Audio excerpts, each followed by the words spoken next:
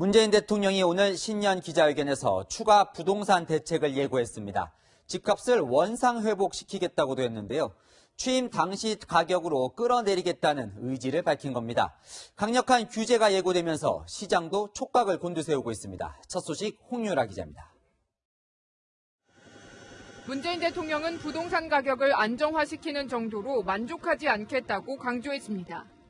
위화감을 느낄 만큼 그런 급격한 그 가격 상승이 있었는데 그런 급격한 가격 상승들은 원상 회복되어야 한다고 생각합니다. 2017년 1월 이후 지난해 12월까지 3년간 서울 강남 4구의 아파트 가격 누적 상승률은 20%에 가까운 상황.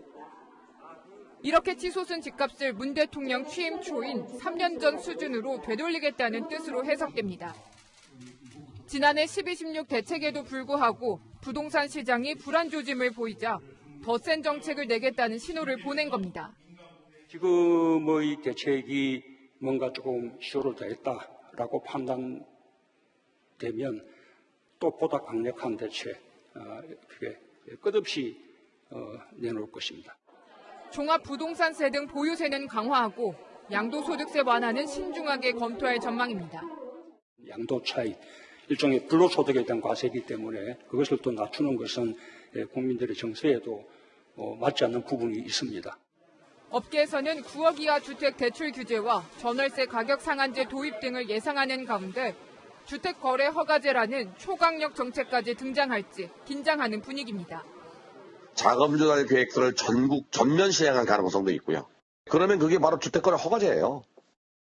주택거래 허가제는 노무현 정부 때 도입을 검토했지만 위헌 소지 등의 문제로 무산됐습니다.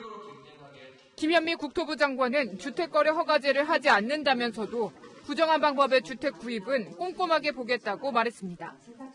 채널A 뉴스 홍유라입니다. 어제 뉴스의 유튜브 설문조사에서 시청자분들이 가장 궁금하다고 하셨던 조국 사태와 검찰개혁 이슈에 대한 대통령 답변 전해드리겠습니다. 윤석열 검찰총장과 조국 전 장관, 두 사람에 대한 대통령의 평가는 극과 극이었습니다. 먼저 윤 총장과 검찰에 대한 싸늘한 시선, 김윤정 기자가 전해드립니다.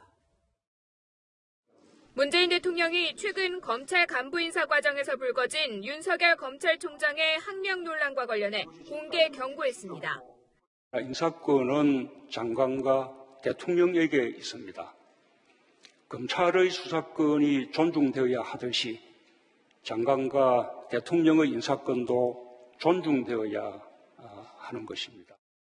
법무부 장관이 만든 인사안을 먼저 보여줘야만 검찰총장의 의견을 들을 수 있다는 검찰의 주장은 인사 프로세스에 역행되는 것이라고 강조하기도 했습니다. 검찰총장과 법무부 장관이 제3의 장소에서 인사협의를 했다는 관행에 대해서는 초법적인 권한과 권력 지위를 누린 것이라고 비판했습니다. 최근 검찰 간부 인사로 윤 총장의 손발을 자른 것 아니냐는 지적에는 정기적인 인사라고 선을 그었습니다. 다만 문 대통령은 이번 사태만으로 윤 총장을 평가하고 싶지 않다면서 당장 윤 총장에게 책임을 묻지는 않을 것임을 시사했습니다. 하지만 윤 총장을 여전히 신뢰하느냐는 질문에는 즉답을 피했습니다. 윤 총장이 앞장서준다면 국민들로부터 훨씬 더 많은 신뢰를 받게 되리라고 그렇게 믿습니다. 그러면서 검찰의 수사 관행뿐 아니라 조직 문화 변화까지 윤 총장이 끌어내달라고 당부했습니다. 문재인 대통령은 검찰이 어떤 수사에 대해 선택적으로 열심히 수사하면 국민의 신뢰를 잃게 될 것이라고 지적했습니다. 울산시장 하명 수사 의혹, 유재수 감찰무마 의혹 등 청와대를 향한 검찰 수사와 무관하지 않다는 관측도 나옵니다. 채널A 뉴스 김윤정입니다. 반면 조국 전 법무부 장관을 향해서는 고초를 겪었다, 마음에 빚을 졌다며 한없는 신뢰와 애정을 보였습니다. 이어서 김윤수 기자입니다. 문재인 대통령에게 조국 전 법무부 장관은 어떤 사람이었냐는 질문이 나오자 문 대통령은 조 전 장관에 대한 감정을 드러냈습니다. 이미 조국 전 장관이 지금까지 겪었던 어떤 고초, 그것만으로도 저는 아주 크게 마음에 빚을 졌다고 생각합니다. 조 전 장관 일가에 대한 검찰 수사를 고초로 표현하면서 재판을 통해 유무죄가 나오는 것과 별개로 조 전 장관에 대한 인간적인 미안함을 표현한 겁니다. 문 대통령은 고위공직자 범죄수사처 설치 법안과 검찰개혁 법안이 국회를 통과하기까지 조 전 장관의 공이 굉장히 컸다고도 했습니다. 그러면서 조 전 장관을 이제는 놓아주자고 호소했습니다. 그분을 지지하는 분이든 그분을 반대하는 분이든 이제 그 문제를 둘러싼 갈등은 이제 끝냈으면 좋겠다는 말씀을 국민들께 드리고 싶습니다. 문 대통령은 지난해 10월 조 전 장관이 사퇴했을 때도 검찰개혁을 위해 온갖 어려움을 묵묵히 견뎠다며 안타까움을 토로한 바 있습니다. 다만 조 전 장관 문제로 국론이 분열된 것에 대해선 송구스럽다며 다시 한번 사과했습니다. 조 전 장관은 지난해 신년 기자회견이 끝난 뒤 관련 기사를 SNS에 공유했지만 이번에는 아직까지 문 대통령의 발언에 특별한 반응을 보이지 않고 있습니다. 채널A 뉴스 김윤수입니다. 오늘 대통령 회견에 대해 자유한국당 등 야당은 100분간 남탓만 했다며 비판을 쏟아냈습니다. 특히 조국 전 장관을 감싼 부분을 문제 삼았습니다. 반면 민주당은 진솔한 답변이었다고 높게 평가했습니다. 계속해서 강병규 기자입니다. 황교안 자유한국당 대표는 조국 전 장관에게 마음의 빚이 있다는 문재인 대통령 발언을 비판했습니다. 대한민국 조국에 빚 너무 많이 졌다. 그런 줄 알았더니 보니까 지금 교도소 가야 될 조국을 얘기한 것 같아요. 대통령이 한 말이라고 저는 도저히 납득이 되지 않습니다.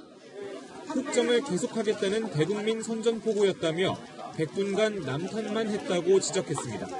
정치는 국회 탓, 경제는 언론 탓, 안보는 시간 탓도 모자라 심지어 조국 사태는 국민 탓으로 돌렸습니다. 바른미래당과 새로운 보수당도 망상, 가짜뉴스, 적폐라는 표현을 쓰며 비난했습니다.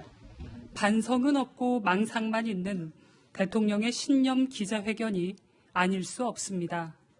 윤석열 검찰총장 조직을 인사학살한 것을 두고 존중되어야 할 대통령의 인사권이라 답한 것은 스스로가 검찰 조사가 두려운 적죄임을 자인한 것입니다. 민주당은 정반대의 평가를 내놨습니다. 국민의 삶을 더 따뜻하게 만들겠다는 문 대통령의 다짐을 다시 확인할 수 있었고 이에 깊게 공감합니다. 그러면서 국정 운영 과제를 빠짐없이 뒷받침하는 국회가 돼야 한다며 총선 승리 필요성을 강조했습니다. 채널A 뉴스 강병규입니다.